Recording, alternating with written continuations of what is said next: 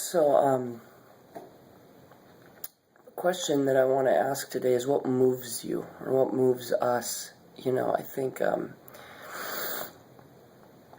too often we're moved by the wrong things, the wrong influences pull on our emotions and impact our feelings and what moves us. And I think about Jesus and how it says that he had compassion on the crowds, even weeping with Lazarus. And they obviously, well, I guess it's not obvious. They don't believe that when it says Jesus wept, he did it because of Lazarus. He did it because of the lack of faith of the people. Because their faith lacked it meant their salvation was impacted by that.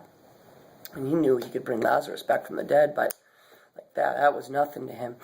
It's believed that he was hurting because of the lack of faith, which meant the lack of salvation in that group. I think of Jesus on the cross, and in his moment of greatest pain, in his greatest struggle, 6 hours he'd been on the cross at this point. He'd been beaten and whipped, ridiculed, spit on, beard ripped out. His entire body must have been in just, you can't even fathom the pain. And he looks up to heaven and he says, Father, forgive them, for they know not what they do. He's praying a prayer for us, for those of us who put him there, the things that we did in our life that put him on the cross. And what he does is he thinks of us in that moment. A compassion so powerful that it changed the world. A love so profound that it changes individual lives every single day. And then, you know what I want to do? I want to be moved by things that hurt me. Think about it. How often are you moved for somebody else's pain the way he was? How often are you moved? How often are we moved for somebody else's struggle or plight or situation? Too often, we're moved for ourselves. If we don't get the lunch money we want, we're angry with our parents. If we have to clean our bedroom on Friday night instead of go out, we're mad at them. If we don't have gas in our tank, if our situation isn't going right, and if we make a poor decision, there's a consequence for it, we're mad at somebody for it. I know it's the way that it is for me. This morning I'm sitting here and I've gotten up and I'm praying and thinking about Aaron and his family and Jonathan, and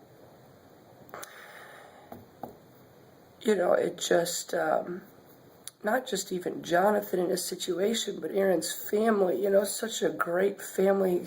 Jonathan's mom is a lady named Shauna that I wish everybody could meet. Just this so sweet and loving and just so hurting right now, and trying to figure things out.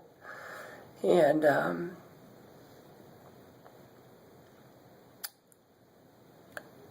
it's crazy what can happen in your mind and your heart when you allow yourself to stop thinking about you and start thinking about someone else, and start thinking about what they're going through and what they need God to do for them and what they need to happen, and what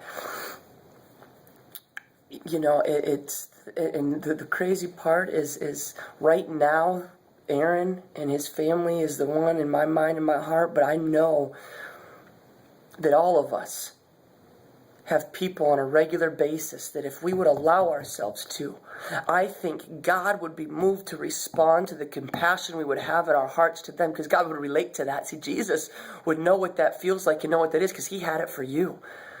Father, forgive them, for he knows not what he does, for she knows not what he does. He prayed that prayer for you. He had compassion in your situation. He sat down and he thought about the life that you were going through and what you were experiencing. And he was moved so powerfully that he had to die for your sins. And so when we do what he did and love the way that he did and have compassion the way that he did, and we stop thinking about ourselves and we start thinking about others, I believe that moves him. I believe that moves him to respond. I believe that love and that heart and that compassion breaks him. And so as I was sitting here this morning, and there's nothing I hate more than crying.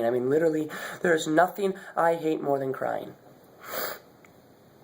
In my personal life. I guess I say that within reason. There's obviously things that would be worse than that, but I hate it. And as I'm sitting there, I'm just crying, thinking about Aaron and his family, I just can't help but think, I haven't always done this. I haven't always been broken over people. I haven't always been broken over their situations. A lot of times I do just pray to say that I prayed.